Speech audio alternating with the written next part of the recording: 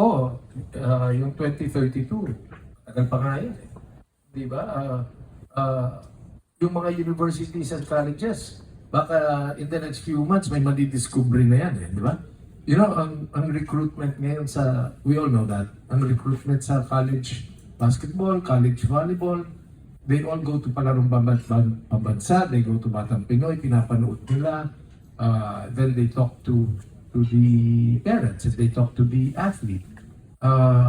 Kumbaga, Jurassic pa di ba? So, kung now with this app, with ElitePlay, they can easily validate yung napapanood nila dun sa Batang Pinoy or palarong pambansa, no? And then dun sa plano nating national championship per sport. So hopefully mapabilis ito, and ang excitement nito is really for all the schools and for all yung mga, there is an athlete out there in Mindanao. There is a young athlete in Bicol. There's a young athlete in Bukidnon na mahuhuli na natin, ma-identify na natin because of this program.